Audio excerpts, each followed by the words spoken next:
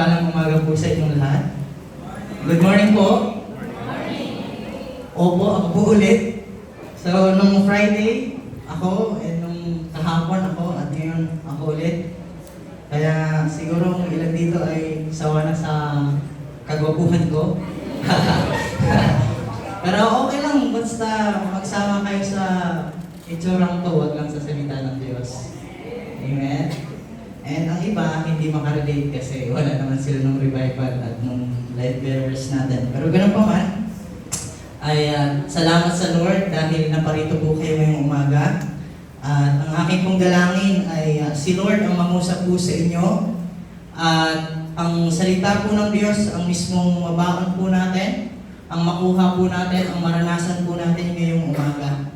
At bago po ako magpatuloy, ay ano po ang meron po ngayon? Meron po ay Father's Day.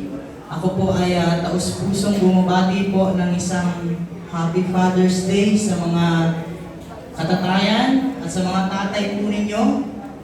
At sa mga walang tatay naman, sa mga nanay po ninyo na nagtayo bilang isang papa po sa inyo. At kung wala namang papa at mama, sa mga tito po ninyo na tumayong tatay po ninyo. Happy Father's Day po. Pakibati naman po ng mga katabi ninyo, bati nyo ng Happy Father's Day. Ang mga tatay nila, hindi sila. Ang mga tatay po nila. Happy Father's Day po sa inyo. At sa magiging tatay po dyan, meron po ba magiging tatay? Happy Father's Day po sa inyong lahat. Ayan. So, siyempre, ang dalangin po ng bawat isa sa ating pong mga katatayan ay siyempre siguro number one ang mahabang buhay at magandang kalusugan. And nabati niyo na po ba ang papa po ninyo ng personal or sa chat po? Sa Facebook? Ang mama niyo na lang. Yung mamaya, ay batiin po ninyo ang inyong mga papa, i-hug po ninyo, i-kiss po ninyo, i-appreciate po ninyo ang lahat po ng sakripisyo po na kinapong ginagawa para po sa inyo. Sana ay huwag niyo po yung kalimutan dahil ito po ay araw po nila. And ngayon, dahil po Father's Day, at yung theme na napapag-aralan po natin ay patungkol po sa trials. And ngayon, ang aking pong ibabahagi po sa inyo ay siyempre ang Ama nating nasa langit, sa kung papaano po siya nagiging tatay sa atin sa kabila or sa panahon na tayo po ay nakakaranas po ng mga pagsubok, mga kahirapan po sa buhay, mga hindi po magandang kaganapan po sa ating buhay. Kaya sa umaga po ito, ang aklat po ng ating pong pag-aaralan ay Exodus chapter 6 hanggang verses 5 and 8. And pinamagatan ko po itong God in the midst of trials. And ngayon, ito pong ating pong passage ay makikita po natin diyan kung sino po ang Diyos sa gitna ho ng mga pagsubok na ating pong pinagdadaanan. At maaari po bang buksan po ninyo ang inyong pong mga Biblia kung mayroon po kayong dalang Bible. Yan man po ay nasa apps ng cellphones po ninyo. Maaari po bang pakibuksan sa Exodus, sa Tagalog po, chapter 6, verses 5 hanggang 8. So, syempre dapat paglinggo, alam po natin kung ano po ang ating dadalhin. Kung wala namang Bible na ito talaga, so sa cellphone po ninyo. Nandiyan na po kayo? Chapter 6 po, simulan po natin sa verse 5.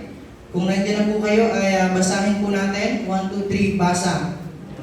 Narinig ko ang daing ng bayang Israel na inalipin ng mga Egyptyo at hindi ko nalilimutan ang ginagawa kong kasunduan sa kanilang mga ninuno.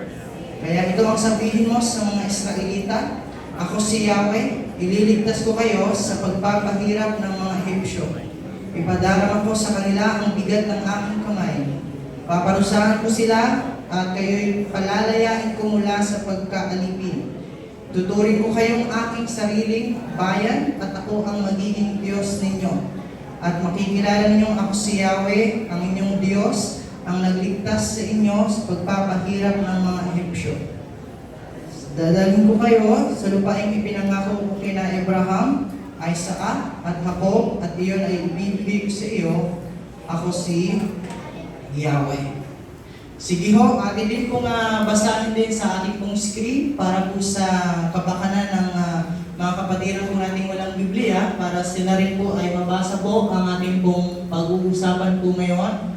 Una po sa English po. In 1, 2, 3, basa. Moreover, I have heard the groaning of the Israelites, and the Egyptians are sleeping, and I have remembered my covenant. Therefore, say to the Israelites, I am the Lord, and I will bring you out from under the yoke of the Egyptians. I will free you from being slaves to them, and I will redeem you with an outstretched arm and with mighty acts of judgment.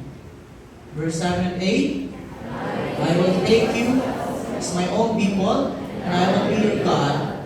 And you will know that I am the Lord your God, who brought you out from under the yoke of the Egyptians. And I will bring you the land I swore that had to give to Abraham, to Isaac, and to Jacob, and I will give it to you as a possession, and I am the Lord. So sa Tagalog po, narinig ko ang daing ng bayang Israel na inalipin ng mga Egyptyo, at hindi ko nalilimutan ang ginawa kong kasunduan sa kanilang mga ninuno.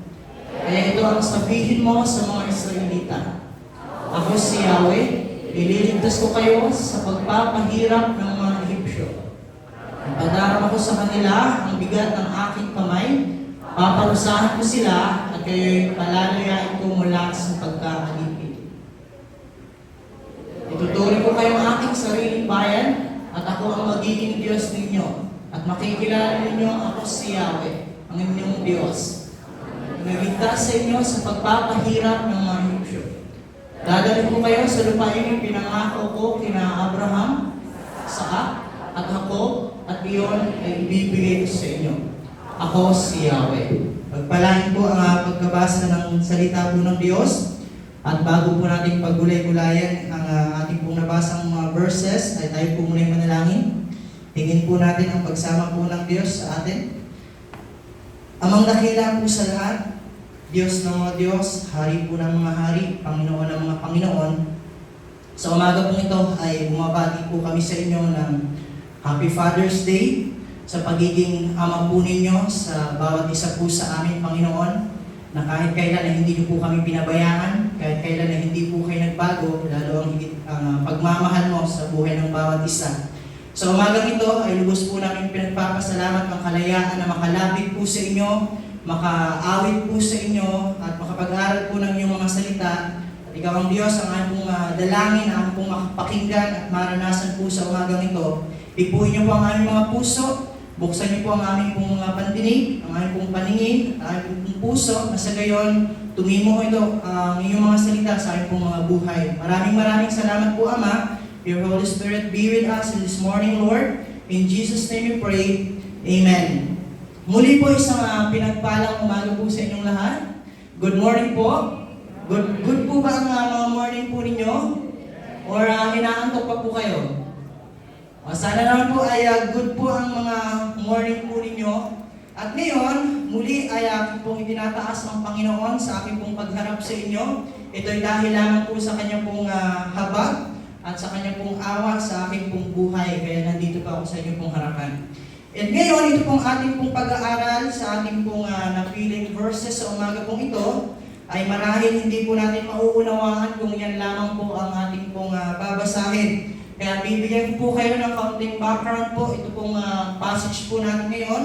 So, Exodus, yan po ay kasama sa 5 books of Moses na tinatawag po nating Pentateuch or Torah. Ang 5 aklat na makasulat ang mga katuruan para po sa mga Israelites. And ngayon, ito pong Exodus, ito po yung panahon na sila po ay gusto ni Yahweh na mapalaya po sila sa pagkakaalipin sa mga Egyptians. And alam po ninyo kung sino po ang tinawag, walang iba kundi si Moises. So sa chapter 3 po nito ay tinawag po si Moises na pangunahan ang mga Israelita. Pero sa alam po natin, si Moises nung pagkatawag sa kanya, marami po siyang dahilan, marami po siyang rason. In short, parang ayaw niya ho kasi parang hindi niya kayang gawin at hindi siya magaling magsalita. So hindi niya kayang ilid ang mga taong ito. Pero si Lord din naman ang nag-provide para sa kanyang mga rason ay mabigyan ng katagunan. And ngayon, ito po nga pagpasok po ng chapter 5 and 6, dito ho ang pagpaulit-ulit po ni Moises pagpunta ho sa Paraon para po makipag-usap na palayain sila, itong mga Israelites, para ilabas po sila sa Ehipto, na kung saan ay mahabang panahon po silang pinapahirapan at inaalipin. Ibig sabihin, nagtatrabaho po sila doon para po sa mga Paraon. So kung anong gustong ipagawa sa kanilang Paraon, gagawin po nila yon. At kung hindi nila gagawin, ay siyempre may mangyayari po sa kanila. And ngayon ay sa pamamagitan po ng tulong po ni Moises at po kanyang kuya na si Aaron, sila ho ang siyang paulit-ulit at pabalik-balik na pumupunta sa Paraon. Pero alam po ninyo, ay hindi po sila pinapayagan na lumabas. At kung mapapansin po ninyo, si Yahweh po ang nag-uutos po sa kanila na okay, punta kayo sa leader ho ng itong mga Egyptians at sabihin ninyo na gusto kayong palayain, sabihin ninyo na pakawalan na kayo. Pero si Yahweh din naman ang nagpapatigas ng puso nito pong Paraon. Habang pumupunta po sila doon, pinatanggihan po sila, lalong pinapatigas ni Yahweh ang puso po nito at hindi po sila pinapayagan. Hanggang sa dumating po ang point na binigyan po sila ng 10 mga bagay na hindi po maganda sa kanila, sa mga Egyptians, sa Egyptians, and sa mga Israelites, wala naman po. And ngayon, sa pagkakataon ho na pabalik-balik at patuloy na sinasabi ho ni Moises dito po sa Paraon na palayain po sila, ay dito po sa ating pong chapter 6 ay parang napanghinaan na po itong si Moises. At parang sinabi niya na, Lord, sa verse, ano po nito, chapter 5 verse 22, ito po ang kanya pong natanong. Nanalangin si Moises, Yahweh, bakit po ninyo pinapahirapan ng ganito ang inyong bayan? Bakit pa ninyo ako sinugo kung ganito rin lamang ang mangyayari? Kasi nga po, sinusugo siya ni Yahweh, puntahan mo Paraon at sabihin mo na papalayain kayo, pero ang Paraon naman hindi sila pinapayagan. At pagpasok po ng ating pong chapter 6, dito po muli ay dahil nga po parang na-down na itong si Moises, na parang hindi naman pumapayag, pabalik-balik sila doon, pinapakitaan nila ng mga himala na yung Paraon, pero hindi pa rin pumapayag. Parang napanghinaan si Moises. At ito ngayon ang sinabi ni Yahweh sa kanila. Magpalito po ang ating pong verses ngayon, na kung saan makikita po natin ang malaking problema na meron po sila. Kung makikita po natin ay ito pong kanila pong kinakaharap ay siyempre nakakapanghina rin po ng kalooban po nila. Kaya sa ating pong pasimula, ngayon ay sasabihin ko po sa inyo, trials are inevitable. So anong ibig sabihin? Ang trials daw po, hindi po natin maiiwasan. Ayaw at sa gusto mo, darating ang pagsubok sa buhay. Darating ang paghihirap sa buhay. Mahirap ka man or mayaman, marami ka man pera or wala, nakapagtapos ka man or wala, bata ka man or matanda, may dumarating na pagsubok. Hindi mo maiiwasan ang mga trials po sa buhay. Amen? At kung maaalala po ninyo, ang isang taong nandito po sa Bible natin, ang masasabi natin perfect po siya, may Diyos po siya, may takot siya sa Diyos, mayaman, buo ang pamilya, lahat meron po siya, pero siya po mismo ang nagsabi kasi kahit mayaman siya, kahit may Diyos po siya, naranasan niya po ang trials po na mabibigat sa buhay po niya, walang iba kundi si Job. Kaya sabi po ni Job, sabi ko sa 5 verse 7, tiyak na daranas ng kahirapan ng tao. Ulit, ayaw at sa gusto mo, Christian ka man o hindi, may pagsubok na dumarating. At nakita naman po natin kung anong pagsubok ang dinanas po ni Job, lahat po nawala po sa kanya. And siya rin pa po mismo nagsabi, ang buhay ng tao ay maikli lamang, subalit punong-puno ng kahirapan. O pinapatunayan na po sa atin, ito po ang katotohanan ng buhay. Ang trials ay hindi po maiiwasan. At sa katotohanan, minsan araw-araw pa ang pagsubok na mayroon po tayo sa buhay. Sabi nga yan, kahirapan at sakit ang kayakap ko sa buhay. At siyang nakakasama sa bawat araw.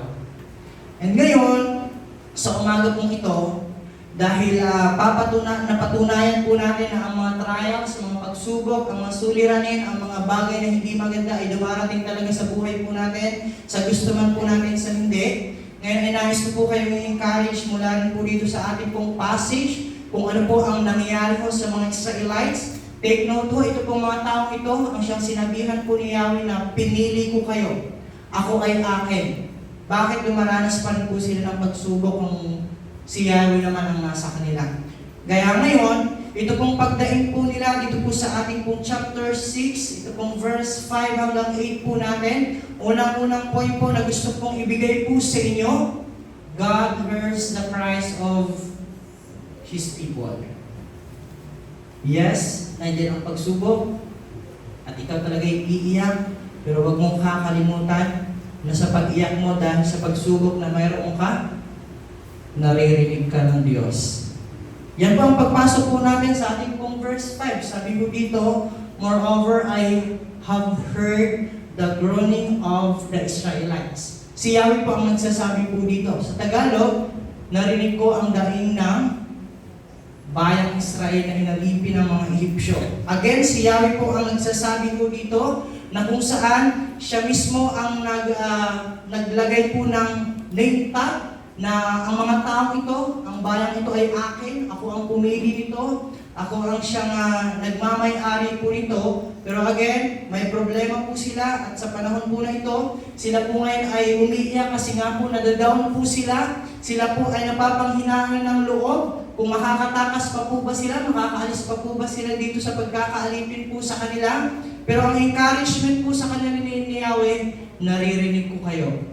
Nakikita ko ang daing at ang hirap na pinagdadaanan po ninyo. Yan ang encouragement ni Yahweh. Kaya nga isa rin po sa pagpapaalala po sa atin ngayong umaga, dito pa lamang po sa ating pong verse 5, ay si Yahweh, ito pong God na mayroon po tayo, ay take note po, kung sino ang God po nila noon, ay siya pa naman po ang God po natin ngayon.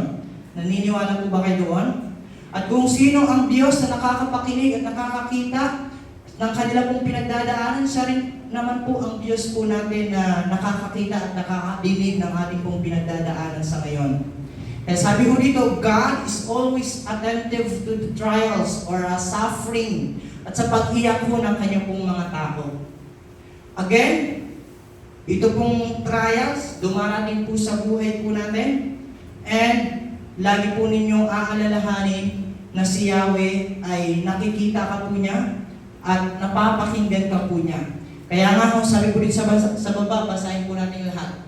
No matter how dire the situation, our prayers and pleas do not go unnoticed. So anong ibig sabihin? So, ano man po ang mga sitwasyon or mahirap po na sitwasyon o mahirap po na pagkakataon, ang mga daing po natin, ang ating pong pag-iyak, napapansin po yan ng Diyos. Naniniwala po ba kayo doon? Amen po ba? Na lahat po ng ating sufferings ay napapansin po yan ng Diyos. And ngayon, sasabihin ko na po sa inyo, hindi lamang po yan nakikita po ng Diyos, hindi lamang po yan napapakinggan ng Diyos, handa niya po kayong tulungan. Amen? Gaano man kabigat, gaano man kalaki, gaano man yan ka masalimuot po na problema sa buhay po ninyo, hindi po papayag si Yahweh na hindi ka po niya matulungan. And ngayon, kung darating man tayo sa point na yan, ito po ang nais kong ipaalala po sa inyo, mismo mula po sa salita po ng Diyos at mula rin po sa buhay nitong mga Israelites na ito, na sila rin po ang nagsabi, pag darating man ang panahon na daranas pa sila ng pagkakataon sa buhay po nila na hindi maganda, bumalik tayo kay Yahweh. Yun po ang sabi lang sa Deuteronomy chapter 4 verse 30. When you are in distress and all these things are happen to you, ano ho daw ang gagawin po nila? Then, in latter days, you will return, saan daw po? To the Lord your God and obey Him. Sila na po mismo nagsabi, darating man tayo sa mahihirap po na sitwasyon sa buhay, balik tayo kay Lord. Ganon din naman po sa atin yung umaga. Pag may pagkakataon na nandiyan na tayo sa mahirap po na sitwasyon, ang takbuhan po natin walang iba kundi si Lord. Amen? Sabihin nyo nga po din sa katabi nyo, takbo papunta kay Lord. Papunta tayo kay Lord, doon tayo tumakbo, hindi sa kung sino man or ano man. Marahil sa mga tao, pwede tayong pumunta, pwede tayong tumakbo, pero last na sila. Huwag nating i-last si Lord. Si Lord ang dapat unang tinatakbuhan pag may pagkakataong nahihirapan na ho tayo. Amen? O sa Tagalog, sabi yan, kapag nangyari na ang lahat ng ito at kayo nasa matinding kahirapan, manumbalik kayo kay Yahweh at maglingkod sa Kanya. Amen po ba tayo dyan? Sapagkat ito pong mga kahirapan po sa buhay, minsan ay ibinibigay din ni Yahweh sa atin at pinapahintulot po ni Yahweh para makita po natin na huwag po tayong mag-rely, huwag po tayong umasa sa sarili po nating lakas, huwag po tayong umasa sa sarili po nating diskarte, huwag po tayong manangan sa sarili po nating katalinuhan, kundi mag-rely po tayo sa Kanya. Kasi minsan, ang pagsubok ay ginagamit din po yan ni Yahweh para makalabit po tayo, para manumbalik po sa Kanya. Amen? Kaya sabi mo diyan, when we encounter challenges, madami ho yan. We often realize our limitations and turn to God para sa support po niya and guidance po niya. Muli, uulitin ko po sa inyo, ayaw at sa gusto po ninyo, Kristiyano man po kayo o hindi, makapagtapos man po kayo o hindi, dumarating at dumarating po ang pagsubok sa buhay. Ang mga challenges po sa buhay. Ang mga sitwasyon po na minsan ay hindi po pabor po sa atin. Pero sana huwag mong kakalimutan pag dumating man ang time po na yan, mag-rely ka po sa kalakasan po ng Diyos, hindi sa kalakasan mo. Agree po ba kayo doon? Kaya kung minsan ay pag dumating man tayo sa pagkakataon na pinaparana sa atin ni Lord ang mga pagsubok, tanungin natin ang ating mga sarili. Lord, anong gusto mong mensahe na gusto mong ipahatid sa akin? Ako ba ay kinakalabit mo? Ako ba ay pinapaalalahanan mo? Ako ba ay sina-challenge mo? Ako ba ay pinapatatag mo? Ako ba ay pinapalakas mo? Tingnan mo ang sarili mo, huwag ang iba. Huwag mong sisihin ang iba, kundi tingnan mo ang sarili mo kung bakit tayo dumaranas ng pagsubok. Amen? Kaya nga po, sila rin po mismo nagsabi pagdating po ng Deuteronomy chapter 26 verse 7, kaya tumingi kami ng tulong kay Yahweh, ang Diyos sa aming mga ninuno. At ito ang kagandahan. Dininig niya kami at nakita niya ang aming pagdurusa, kahirapan, kaapihang dinaranas.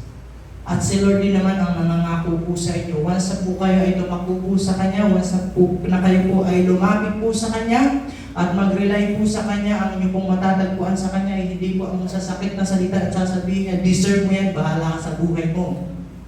Kundi ang sasabihin ni Lord, handa kitang pakinggan, handa kitang tulungan sa trials na meron ka, sa pagdurusa na meron ka, sa kahirapan na meron ka, at sa kaapihang dinaranas mo ngayon. Kaya nga ho, pakibasa niyo nga po ito.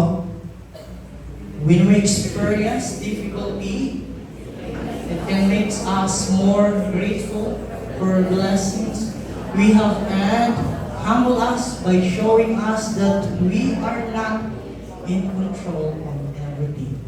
Totoo po yan. Kaya nga ho, pag tayo mag-rely sa ating pong mga sariling lakas, sarili pong katalinuhan, sa sariling experience, kaya natin gawin, dahil hindi naman po natin talaga control ang lahat po ng bagay. Minsan ay hindi, aminin po natin na may mga bagay po talaga tayo na hindi po natin kaya. Kaya, i-rely mo sa Lord. Ang sinasabi po sa ating point number 1 na nakikita po tayo ni Yahweh at dinirinig po tayo ni Yahweh once na tayo po ay umiiyak na sa kahirapang dinaranas po natin. Isang illustration po na ipapakita ko po sa inyo kung kayo man po ay yung ilan po ay nakasakay po ng airplane and sa imagination nyo naman ay may imagine nyo naman. Kung kayo ay nakasakay sa airplane, so based din po sa experience, pag ikaw po ay nakasakay po sa airplane, lahat po nang nasa baba ay halos makita mo po ang mga building po doon, ang dagat, at ang barko na nandun sa dagat, at ang mga bundok-bundok, mga gubat-gubat. Ayan. Nakikita po ninyo pag ikaw po ay nasa taas. At ngayon, sasabihin ko sa inyo, kung ang taong nakasakay sa airplane ay nakikita ang nasa baba, how much more pa si Lord? Nandoon si Lord sa taas, huwag niyong kakalimutan. At lahat ng bagay ay nakikita po niya. Ikaw at ang pinagdadaanan mo, pinagdadaanan ng pamilya mo, pinagdadaanan ng sarili mo, nakikita po yan ni Lord. Naniniwala ka po ba doon? Ngayong umaga, ay di ko man alam kung ano po ang pinagdadaanan po ninyo. May pinagdadaanan ka man sa sarili mo, sa trabaho mo, sa pag-aaral mo, sa relationship na meron ka. Di ko man alam yan, pero sinisigurado ko alam yan, Lord. At hindi lang alam ni Lord, tutulungan ka ni Lord dyan. Anong problema po ninyo? Financial? Hanap buhay? Pangarap sa buhay? Pag-aaral, trabaho, nakikita po yan ni Lord. Kasi si Lord, hindi po yan yung Diyos po natin na walang pakialam sa problema po natin. Si Lord po, ay siya Diyos na may care po sa atin. Si Lord po, anumang pagdaanan mo, masaya ka man, malungkot ka man, nasa kawalan ka man, or nasa kaginhawaan ka man, si Lord ay laging nandyan sa iyo at handa kang i-care. Amen? Nang higit sa inaasahan mo, sa higit na, di ba, sa higit sa iniisip mo. At tandaan po ninyo, lahat po ng matinong tatay natin ay ayaw naman na ang kanya pong anak pag makita mo may problema. Tatawanan niya lang, bahala ka din sa buhay mo. Kung pagdaanan mo yan. Diba, wala naman po sigurong matinong tatay na paggutom ang kanyang anak ay papabayaan niya lang. Pag may sakit ang kanyang anak ay bahala ka sa buhay mo, pagaling ka din mag-isa. Diba, wala naman sigurong ganong tatay po dito. At alam ko pag kayo ay naging tatay, hindi naman po kayo magiging ganong tatay. O bahala kayo, pag wala kayong pera, magnakaw kayo dyan. Diba? Ang tatay natin sa lupa, kung isipin po ninyo, kung may problema po kayo, lahat ng paraan, magpakapagod, walang tulog, buwis ang buhay sa pagtatrabaho para mabigay niya lang ang pangangailangan po natin at mga problema po natin ay masolusyonan po nila. Mas lalo si Lord na Ama po natin nasa langit.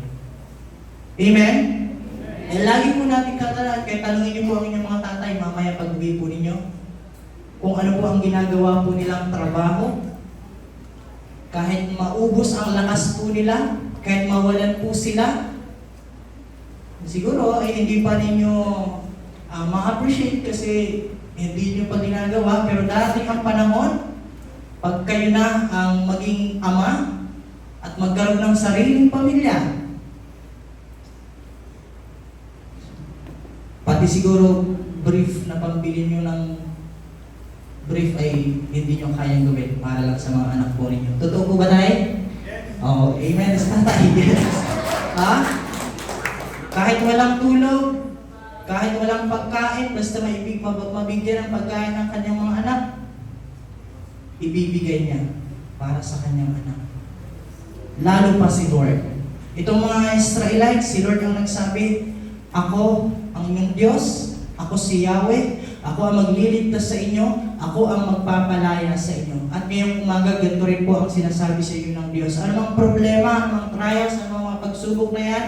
Ako ang Diyos ang siyang magpapalaya sa iyo yan. Ako ang Diyos na magsusolve ng mga problema mo. Magtiwala ka lang sa akin, huwag sa sarili mo. Amen?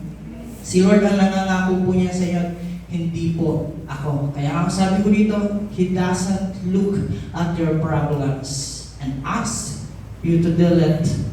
Instead, ano po ang ginagawa ni Lord? Sasamahan ka niya po mismo diyan sa trials na pinagdadaanan mo. Sapagkat He really cares for you. Alam niya yan at sasamahan ka dyan para masolusyon ang problema mo na yan. Gaano man yan kalaki, huwag mo sanang kakalimutan na mas malaki ang Diyos na mayroon ka. Amen po ba? Pari po ba natin palakpakan po ang Diyos? Opo, may malaking problema dumating ngayon. Pero huwag po natin kakalimutan na malaki ang Diyos ang mayroon po tayo. Marami po tayong mga mababasa po sa ating Biblia na dumaranas din po sila ng malaki pong pagsubok pero hindi po nila hinayaan na matalo po sila sa malaking pagsubok po na yon. Unang-una na si David, di ba? May malaking pagsubok na nasa harapan po niya pero ang sinabi niya, "Hoy, sino kang supot ka? May Diyos ako dito." Natalo po ba si David? O ang malaking problema ang natalo niya? Ang malaking problema, si Goliath ay natalo. And siguro kahit kamatayan, naalala niyo po si Lazarus? Yun talaga, wala nang pag-asa kasi patay eh. Pero anong ginawa po ng Diyos natin? Nabuhay po, di ba? Binuhay niya si Lazarus kahit na inuuod na, kahit nangangamoy na, kahit na agnas na. Kaya nga po may kasabihan po tayo sa mga tao, tayo ho, habang may buhay, may pag-asa. Pero sa Lord, kahit patay na may pag-asa pa rin. Amen? Ganon si Lord mag-care. Kahit patay, binuhay. At mismo, si Jesus ho. At akala natin ay tapos na, patay na siya eh. Pero sa loob ng 3 araw ay nabuhay siya muli. Amen? At lagi kung aalala po ninyo, ang SSS na problema po natin, sin, Satan, and separation from God. Anong ginawa po ng Diyos? Sinabihan niya ba tayo, bahala ka sa buhay mo, solusyonan mo yan. Kasi yung 3 yun na ang pinakamabigat na problema natin sa buhay po natin bilang isang tao. Sin, Satan, separation from God, pero sinulusyonan po yan ng Diyos po natin sa pamamagitan po ng ating Panginoong Hesus. Amen? Kung naniniwala ka dyan, maaaring bang palakpakan muli ang ating Panginoon. Sapagkat kung ang mga pinakamabigat na problema ay sinulusyonan po ng Diyos, yan pa kayang problema lang sa relationship mo? Yan kayang problema lang sa pag-aaral mo? Yan kayang problema lang sa pinakaharap mong pera? O anong problema mo na meron ngayon? Kasi nga po, sabi po doon sa Romans 8 verse 32, kung binigay niya ang kanyang buktong na anak na si Jesus, yan pa kayang mga bagay lamang na pinoproblema po ninyo? Pera? Kay Lord, as in wala po yan kay Lord. Pagkain, binigyan niya nga ang mga ibon ng pagkain, tayo pa kaya? Di ba? Magiging boyfriend and girlfriend, meron po bang nagpo-problema po dito ng boyfriend and girlfriend po niya? Binigyan niya nga si Adan na hindi nanghingi, ikaw pa kaya nanghihingi? Di ba? Hindi nanghingi si Adan. Pinakita niya ang mag-isa si Adan ha. Bigyan mo nga ito. Ikaw pa kaya nang umiiyak-iyak ka na panalangin mo na, Lord, sana maging kami. Di ba? Kayang ibigay sa'yo ni Lord yan. Kung naniniwala ka po sa Kanya. At sa mga trials na meron ka, ito po ang mag-lead po sa atin sa ating point number 2 sa umaga pong ito. When trials come, huwag mong kakalimutan, God is on our side. Si Lord ay nandiyan. Handa kang pantabayanan. At yan ang naging pangako niya.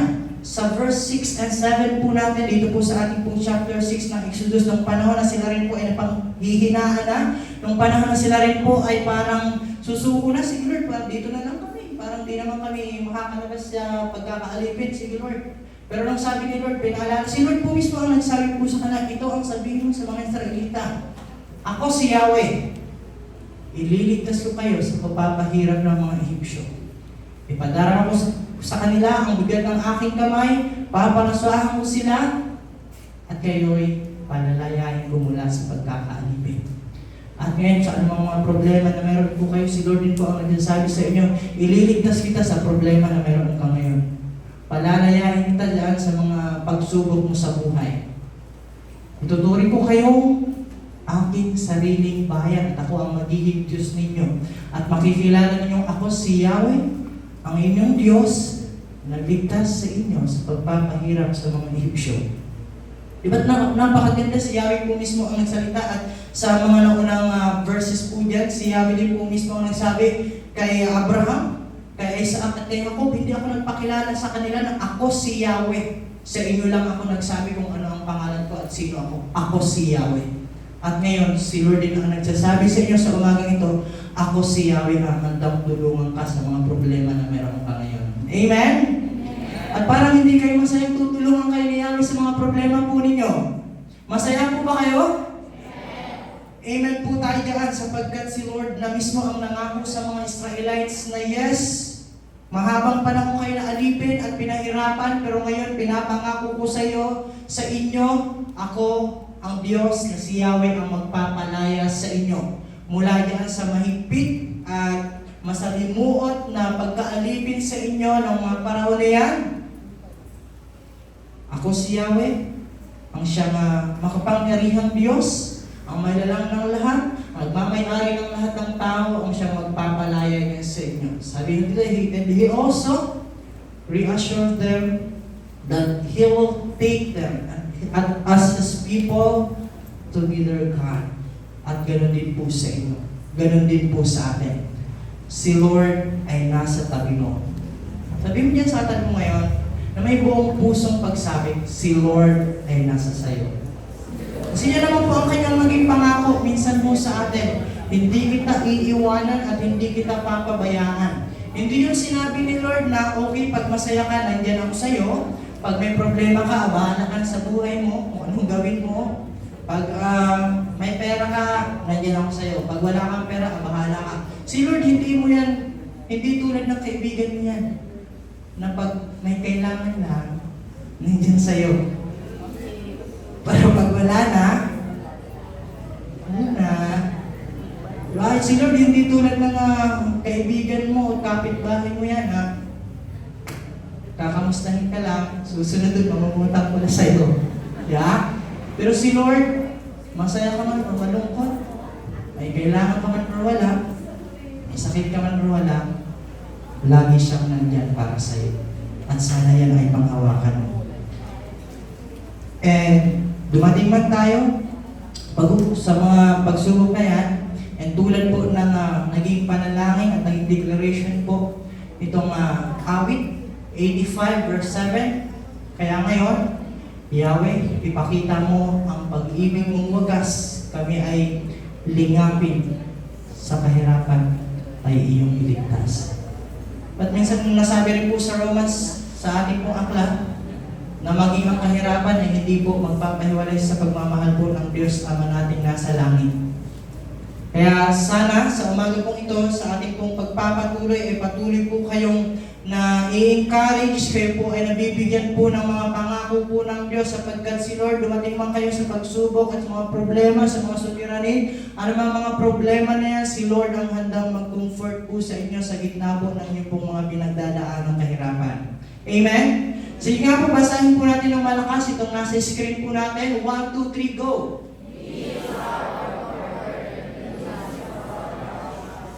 Ayan. Si Lord ang siyang handang umakbay sa'yo, mag-hug sa'yo, makipag-usap sa'yo, anytime, anywhere, kahit anumang pagsubok, kahit gaano man yan kalaki, kahit gaano man yan kadami, si Lord pa mismo ang mag-i-invite sa'yo. Tara, kapit tayo. Pag-uusapan natin ang problema mo.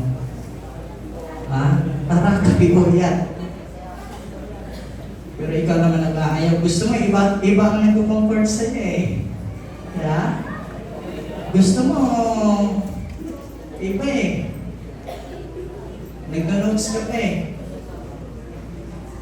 Pero si Lord, kahit ano, kahit kailan, kahit saan, handa ka niyang pakinggan, handa siya makipag-usap sa'yo kung ano man niyang dinaranas mo.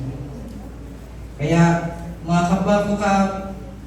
kapatid, mga mananampalataya po sa Panginoon, kaya yan din po ang naging sabi po dito po ni Pablo sa pangalawang Corinthians chapter 1 verse 3 and 4. Sa kabila po ng ating pong pagdadaanan, praise be to the Lord and Father of our Lord Jesus Christ, and the Father of compassion, and the Lord God of all. Sabi diyan, comfort. Lahat. Siya ang mag-comfort po sa inyo. Who comforts us in all our troubles. Lahat. Hindi lang sa gantong bagay lang. Diyan sa iba, bahala ka na. Lahat. Handa ka niyang i-comfort. So that we can comfort those in any trouble with the comfort we ourselves receive from God. Yan ang siyang hangad po sa atin po at pangako po sa atin ng Panginoon ngayong umaga. Kaya huwag niyo pong kakalimutan, opo, darating po talaga bilang tao, darating po tayo sa sitwasyon po na hindi maganda, pero kahit po ang panahon at mga sitwasyon na hindi maganda, mananatiling maganda at mabuti ang Diyos po sa atin. Amen? Masabi niya, our Father in heaven is always good, even when our situation are not. Kaya mga kapwa ko kabataan, nandito nga katatayan at kananayan sa umaga pong ito, huwag ka sanang dumating sa point na pag may malaking pagsubok, isasabihin mo, papamatay na ako. Hindi ko na kaya. Sana hindi po tayo dumating sa point po na yan. Dumating man po tayo sa point na meron tayong malaking pagsubok, aalalahanin mo na ang Diyos nandyan para sa'yo. Ang pinagdaraanan mo hindi man mabuti, pero mabuti ang Diyos. Kaya nga po, lagi kong nababanggit po sa atin, God is good all the time. All the time, God is good. Kaya, lahat ng dito, kahit mga kabataan man, sana kung ito ang pinanghahawakan po niyong pangako ni Lord, sana po ay hindi po kayo dumating sa point na gigilit na kayo dito. At makikitaan kayo ng di ba? Pag-attempt na magpakamatay na kasi hindi na daw kaya ang problema. Problema sa tatay, sa nanay, sa pamilya, sa pag-aaral, lahat na. Huwag po sana. Makakaasa po ba tayo dyan, mga kabataan? Makakaasa po ba tayong dumating man sa problema, sa napakalaking problema, ay hindi kayo mag-iisip na wakasan na ang inyong pong mga buhay? At kung ikaw man ang isang kabataan na minsan ang nag-isip na magpakamatay na lang dahil may problema sa buhay, ngayon ay sinasabihan ka ng Diyos na siya ay laging nandyan para sa'yo. And ngayon, kung ito si Lord ang nangako sa Israelites, kasi sa mga trial, si Lord ang magpapaalala sa'yo na meron siyang salitang pinangako sa'yo. Kung titingnan mo natin, pagpasok po ng ating verse 8, dadalhin ko kayo sa lupain ipinangako ko kina Abraham, Isaac, Jacob, at iyon ay ibibigay ko sa inyo. Ako, si Yahweh. At isang encouragement din po sa atin, dito po sa verse 8 na ito, kasi take note to, si Moises na ang kausap niya po ngayon, pero pinapaalala po mismo ni Lord ang naging pangako niya po doon sa mga kalululuhan pa po nila. And ngayon, isang encouragement din po sa atin ni Lord. Ano mang pangako ni Lord na pinangahawakan mo ngayon, ay gagawin pa rin ni Lord. Maging sa anak mo, sa apo mo sa tuhod, sa apo mo sa paa, sa apo mo sa kuko, sa ang apo man yan. Ang tanong, may pangako ka ba ni Lord na pinanghahawakan? Meron po ba? At kung meron, hanggang sa maging buto ka na. tuto pa rin ni Lord ang naging pangako niya sa'yo. Doon sa mga susunod na henerasyon ng lahi mo. Kaya si Lord mismo ang sabi po sa kanila, na alalahanin mo na ako ang Diyos ang nakako dito sa mga lolo ninyo, dito sa papa ninyo, dito sa mga nauna sa inyo. At ito pa rin ang gagawin ko sa inyo kasi alam po ninyo kung ano ang naging pangako diyan. Kay Abraham, kay Isaac, at kay Jacob, ako ang siyang Diyos, ang siyang magpapalaya sa inyo at dadalhin ko kayo doon sa lupang pangako, sa Kanaan, which is yun yung mayamang lupain at masagana sa lahat ng pangangailangan na mayroon po sila. And dito sa point po na ito, kung ito lang po ang ating pong titingnan, talagang panghihinaan ka. Pero kung lalawakan po ninyo ang kwento po nitong Israelites, kung sasakay po kayo sa airplane at makikita niyo po ang kabuuan, ito ay isa lang sa pagpapalakas sa kanila ni Lord. Hindi para pahirapan po sila.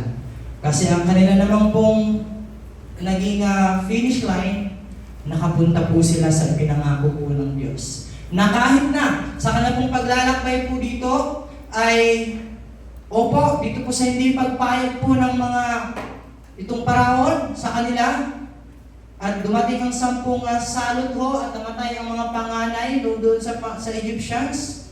Pinayagan po sila at hindi lang po sila pinayagan. Pinadalhan pa po sila ng mga kayamanan na gusto nila pong dalhin. At hindi lang po doon. Ang parang na po mismo ang magsilayas na kayo dito.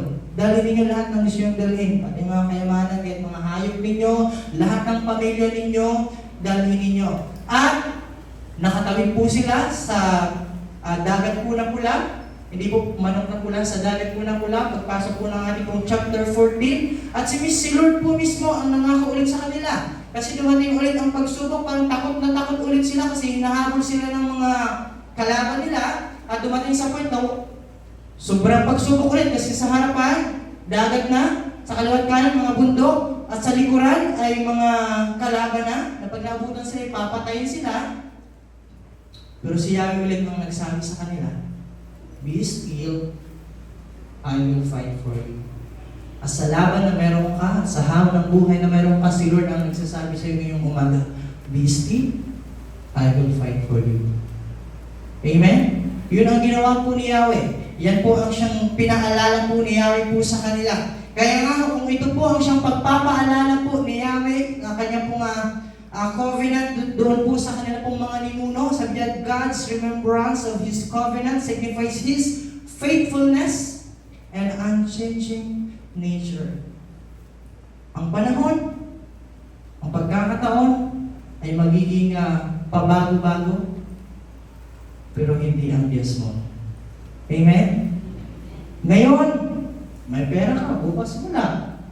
Ngayon, masaya ka, bukas malungkot ka. Ngayon, kasama mo ang mga mahal sa buhay, bukas ay hindi. Pabago-bago, pero lagi mong aalalahanin ang naging pangako sa iyo ng Diyos. Kahit magpabago-bago man ang sitwasyon sa buhay mo, pero ang katotohanan, hindi po nagbabago ang Diyos sa buhay po natin. Amen po ba? And sabi niyan, He keeps His promises across generations. Hindi niya lang dahil patay na si Abraham, dahil patay na si Jacob at si Isaac. Okay, tapos na ang pangako ko, bahala kayo sa buhay niyo diyan. Hindi ho. Pinupad niya pa rin. At partida ho naging matigas pa ang mga ulo po ng mga Israelites po na ito. Hindi pa rin sumunod kay Yahweh. Pero ang end goal pa rin, dahil yun yung pangako ni Yahweh na ipupunta ko kayo sa Kanaan, doon sa lupang ipinangako, pinunta pa rin po ni Yahweh. Hindi niya binawi na, ay bahala kayo, matigas ang ulo niyo, bahala kayo sa buhay niyo. Diba? Hindi yan tulad ng crush mo na sabi ikaw lang ang mahal, pero may iba pa na. Diba? Hindi yan, alam mo, ikaw lang ang mundo ko. Pero ang dami pala. Hindi po ganun si Lord. Kung ito ang pangako ni Lord, talagang ipapako niya yan. Na ibig sabihin, hindi niya babaguhin. Hindi tulad sa mga nangako sa inyo, agoy, pero nag-iba man. Nawala yung pangako. at biglang naglaho na parang bula. Pero pag si Lord ang nangako po sa inyo, kahit maagnas ka na, tutuparin pa rin Lord ang naging pangako niya sa iyo at sa naging mga susunod mong henerasyon. And sabi pa po dito, kung si Lord, okay, basahin po natin lahat to. Tayo man magbasa. 1, 2, 3, go.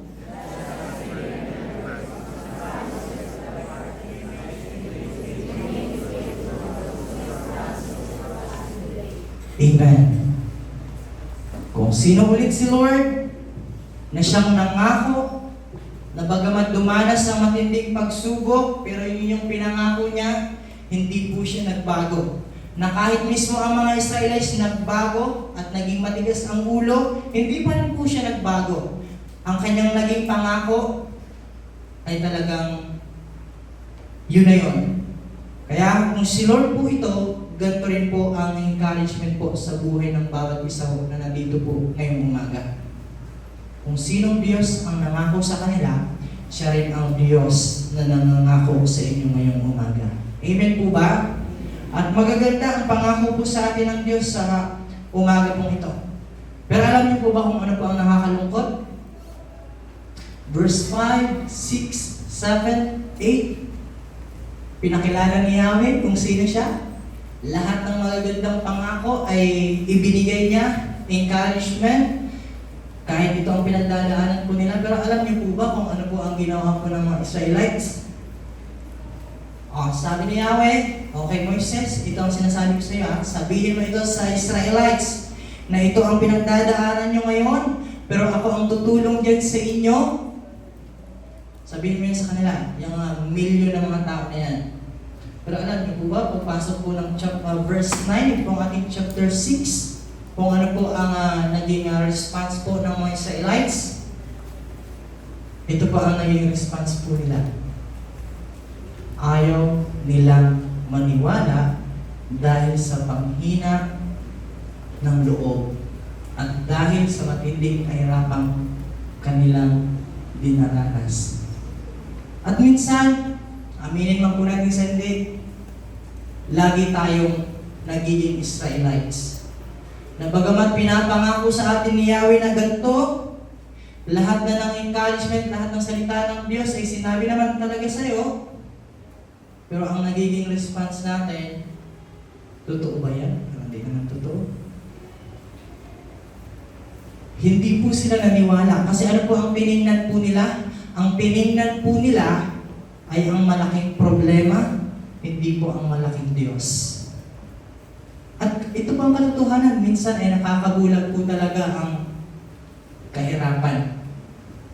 Kaya minsan, may mga kapwa po tayong mananampalataya sa panambahan po natin, pag dumaranas ng problema, baliktad tuloy yung takbo. Imbis na palapit kay Lord kasi may problema, umaalis tuloy. Lumalayo tuloy. Kasi hindi sila nakafocus sa malaking Diyos na mayroon sila diyan sa tabi nila, nakafocus sila sa malaking problema na nandiyan sa harapan nila.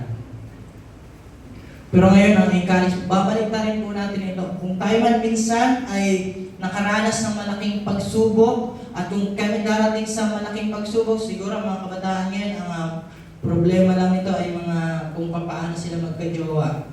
Pero ang mga kananayan dito talagang bugbog yan sila sa problema. Sa asawa, sa buhay, sa mga anak, sa trabaho, sa pag-aaral, ng kanilang mga anak, na pag-provide. Dito mga anak, mga problema ito, paano kayo sasagutin ito Diba? Pero dumating mo po kayo sa matinding pagsubok, sana wag po ang pagsubok ang matingnan po natin.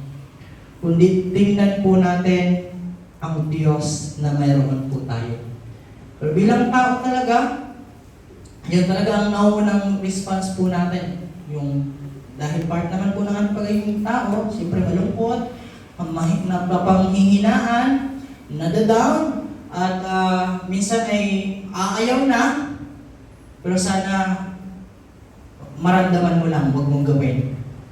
Kaya po, huwag po sanang mangyari sa atin itong mga Israelites, bagamat si Yahweh po mismo ang nagsasabi po nito, okay Moises, lahat ng sinabi ko sa iyo, sabihin mo ngayon sa mga Israelita, bagamat ito ang pinagdadaanan ninyo ngayon, ako si Yahweh, ako magliligtas sa inyo, ako ang nangako kay na Abraham, sa mga ninuno ninyo, pagpupunta ko kayo sa lupang pangako.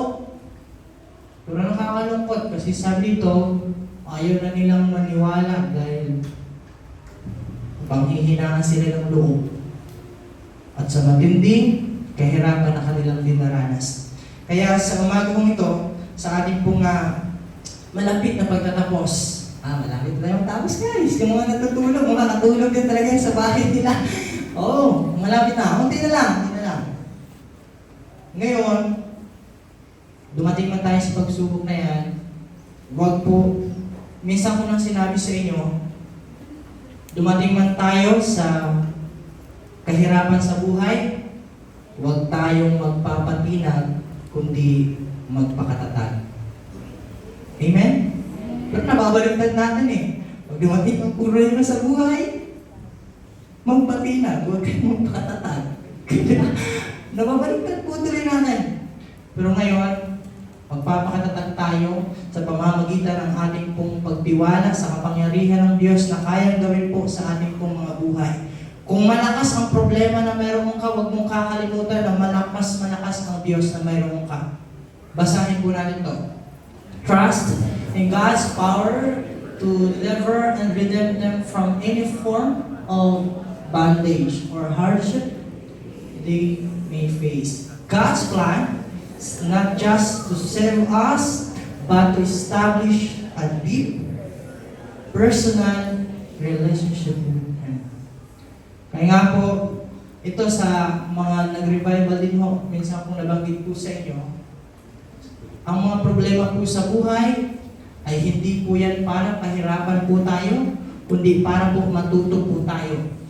Sa lahat po ng mga nag-aaral po dito, hindi po tayo binibigyan ng mga teachers po natin ng mga assignments, ng activity, and mga exam para pahirapan po tayo. Binibigay nila yon para matuto po tayo. Amen? Pero baliktad tayo bilang mga estudyante. Pag binigyan ng activity, pinapahirapan kami. Imbis ang isipin ay para matuto kami, ang iniisip tuloy, pinapahirapan ng teacher. Ang gusto, uupo lang. Tapos wala na. Pero lagi yung iisipin, si Lord din naman, ibibigay niya hindi para pahirapan ka, para mas tumatag ka pa. At mas lumalim ang relasyon mo sa Kanya. Amen? Na makita mo na yes, nandyan ang problema, pero ang gusto ni Lord sa problema na yan ay makikilala mo siya. Kasi nga po, paano natin makikilalang si Diyos, ang Diyos, ang tagapagpagaling kung wala namang sakit? Di ba? Paano natin makikilala na si Lord ang provider po natin kung hindi naman tayo nagkukulang? Di ba? Paano natin makikilala ang Diyos ng mga Diyos kung tayo mismo ay kaya naman natin gawin ang lahat? May problema tayo kasi gusto Lord makilala niya tayo kung sino tayo sa mga problema na yan. Amen?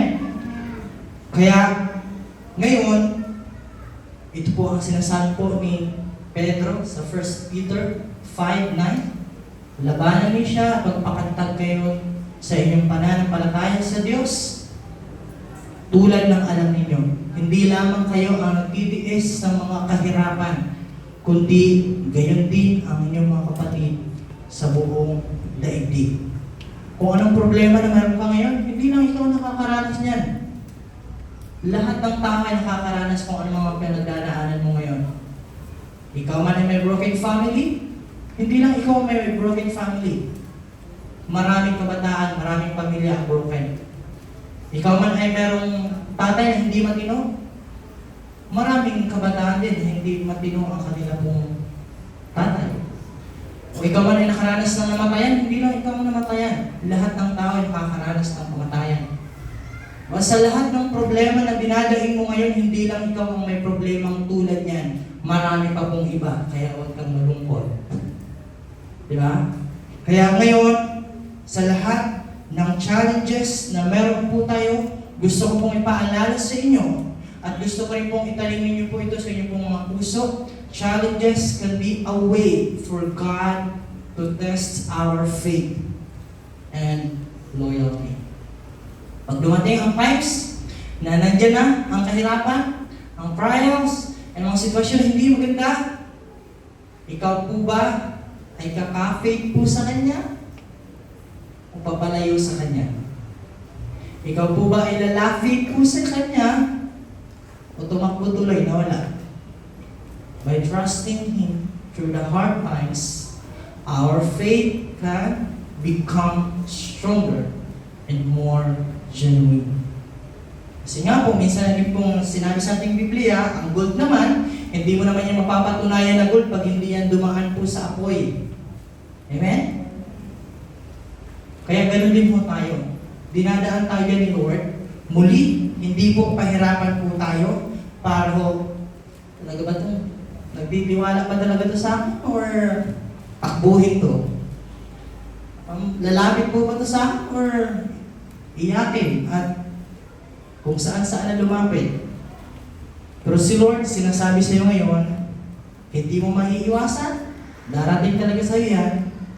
Pero, gusto lang ni Lord, maging matatag ka at maging malakas ka. At naging totoo po yan sa aking pong buhay. Nung ako po ay senior high, alam niyo naman po ang aking pong experience na-experience ko nang pumasok sa paaralan. Siyempre, kasama doon na hindi ko kasama ang aking mga mahal sa buhay. Naging ako po ay nag-aaral sa umaga at nagtatrabaho sa gabi. At minsan nang naka-experience na pumapasok sa paaralan walang kain. At mula umaga hanggang gabi, sa trabaho na ako nakakain. At mga malulungkot na pangyayari sa aking buhay. Pero ngayon, yun pala ang naging paraan ng Diyos para maging matatag ako ngayon. Yung mga sakit, yung mga lungkot, yung mga hirap na pinagdaanan ko nung senior high ako, yun pala ang paraan ng Diyos para tumibay ako. Hindi para sirain ako. Hindi para malugmok ako. Kaya ngayon, halimbawa man may dumating na sabihin natin walang pera. Sinasabi ko sa akin sarili, naranasan ko na to, ba't ako malulugmok ngayon? Inom niya kahit piso wala eh. Mawala ng pagkain, naranasan ko na yung walang mawala ng pagkain. Ba nung time na ako'y nasunugan, nawala ang lahat ng gamit ko, sinabi ko sa sarili, naranasan mo na. Sinabi ko sa sarili, naranasan mo nang mawala ng lahat. Ngayon pa kaya na meron ka na, at nasunog lang yung ibang mga bagay-bagay. Kaya sa inyo rin naman, kung anong mga pagsubok na meron po kayo, hindi po kayo pinapahirapan ng Diyos, kundi pinapatatag niya po kayo diyan sa pagsubok po na yan. Amen?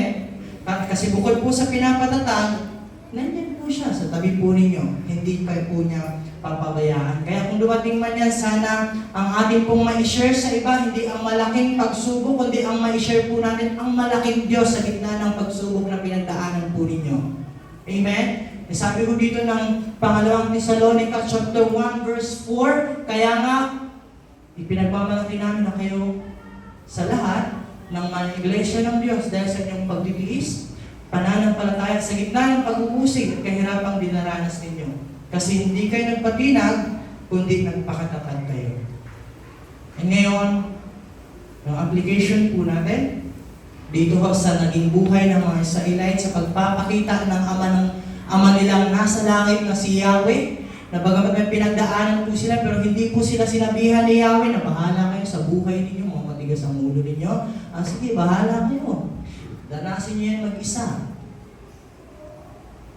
Application po natin, believing that God has a greater purpose for our challenges can give us hope and perspective. It can help us see beyond the immediate pain and trust that there is a reason behind our suffering. And totoo po yan. And sa ating pong pagkatapos, gusto kong i-share po ito nung Sunday, nung nakaraang Sunday, it was 2, nung nakaraang 2, nung Sunday, ay habang nagsusundo po ako, may nag-chat po sa akin, Rex, ay yung tatay mo, namatay na. Habang nagsusundo ako dun sa area na sinusundo ko, nung Sunday. So ngayon, aminin man po natin sa hindi, sa isang tao, pag nawalan ka ng mahal sa buhay, isa sa pinakamabigat, isa sa pinakamalungkot, isa sa nakakapanghina, nakakadaw na pangyayari, pag nawalan ka ng mahal sa buhay. And syempre, yan yung naramdaman ko, nalungkot, kasi mahal yan sa buhay, nabalitan mo na wala. Pero alam niyo po ba, nung time po na yan, kahit masakit at kahit na nakakalungkot, kahit na nakakapanghina, pero yan talaga ang totoo sa ating buhay. Ayaw at sa gusto mo, darating talaga ang time na mamamatay ka. Hindi mo masasabi kung kailan ka mamamatay. Marahil ay alam mo kung kailan ka pinanganak, pero hindi natin alam kung kailan po tayo mamamatay. And diyan pala sa point na yan ay sasagutin ni Lord ang napakarami kong prayers sa Kanya. Nawala si tatay, pero ito ang minsan aking prayer request ko sa akin. Prayer notes ko po yan. Sinusulat ko po yan mga naging panalangin ko. Sabi ko po dyan sa panalangin ko, sa Bisaya ko kasi yan, Lord, makauli unta ako sa amon, yan ang natuig para makaupod ko ang akong mahal sa buhay, bising kadali. So sa Tagalog, Lord, makauwi po sana ako sa amin, kahit saglit, para makasama ko po ulit ang aking pamilya. So itong prayer notes po na ito po ang siyang isang gabi na sobrang nalungkot po ako, sobrang namiss ko po ang aking mga mahal sa buhay. Kaya sinulat po sa prayer notes ko na, Lord, sana po makauwi ako kahit saglit lang, makita ko lang yung mga mahal ko sa buhay. And sa baba, kasulat pa, use me for your glory, Lord. And alam niyo po ba, nang pag-uwi ko na yan, at ang naging masunod po na panalangin ko yan, Lord, makauwi man ako, gusto kong maka-experience ulit na makasakay po ng airplane pauwi para mabilis lang, sa oras lang, nandun agad.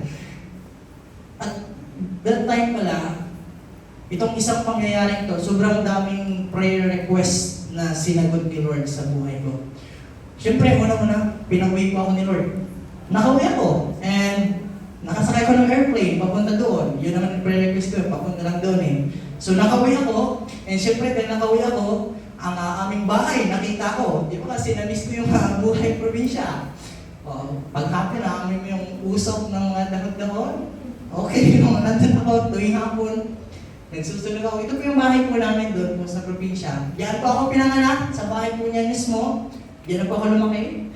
So di ba, sa ilang taon na hindi ko nakikita, ay nakita ko po yan. And syempre, kasama doon makita ko ang mga mahal ko sa buhay. And kung nakikita niyo po yan, nung nandun pa ako, bago pa ako umalis, wala pa po yan, yung mga bata po na yan. Mga pinsan ko po yan. So ito pa lang po itong isa. So ngayon, tatlo na po sila, nadagdagan na ng dalawa. Ang bilis. So, makikita ko pala ang mga pinsan kong hindi ko pa nakikita. And ngayon, pang ilang mga pinsan ko, na mga close na pinsan ko, nakita ko ulit sila sa tagal po ng panahon na hindi ko po nakita. At syempre, kasama doon sa aking pong pangungulila, ang aking pong lola. So nakita ko ang aking lola at nahag ko at nakis ko. And nakatulog pa ako sa bahay nila. And ano pa, nakita ko rin po ang aking pong tito. Na nung bago ako umalis po sa amin, nung ilang taon na, ay mas na po siyang umalis para magtrabaho po sa Manila. At that time din po, umuwi po siya. At nung paalis kami, doon po siya lumalik. Nakita ko po ulit siya at kamusta saglit po na panahon. At ito po, kung may isa man akong hindi makakalimutang experience po nung umuwi ako, nung lamay po ni tatay, kasi nakapag-share po ako ng gospel po sa aking mga mahal sa buhay, sa aking mga kapitbahay at sa aking po mga kabarangay. And ngayon, Sa linggong iyan, sa araw na yan, hindi ko lang aalalahanin ang araw ng pagkamatay ng aking tatay, kundi aalalahanin ko ang maraming taong nabuhay sa araw na yan sa piling ng Panginoon. Yun pala ang purpose ni Lord. Sinagot yung aking panalangin, Lord, makauwi ako. Kahit saglit lang, kaya pala 3 days lang po nung Monday, umuwi pa ako, siguro ako nung Thursday. So, yun lang yung prerequisite ko, saglit lang eh. Saglit lang talaga binigay ni Lord. Nakapag-share ako, mga mahal ko sa buhay, kasi nandiyan naman po sila, at mga iba pang mga tao, at naniniwala ako na sila ay totoong tumanggap po sa Panginoon. Maaari po ba natin palakpakan po ang Panginoon? And, hindi lang po yan ang naging prayer request ko, at binigyan pa ako ng pasobra ho ng Lord. Kahit sa maikling panahon ay nakabandi ko po ang iba ko pang mga kapatid na ilang taon ko pong hindi So yan po yung mga kapatid ko. So yung isa nga po nandito, yung babae na tulubat. So, kasi kahit nung nandun po ako, hindi naman po kami nagsasama-sama ng buong magkakapatid kasi nasa bayan po ako, nasa boarding house. Pag uuwi ako ng Friday, hindi naman po buo. Pero that time, pinasupraan pa ng Lord.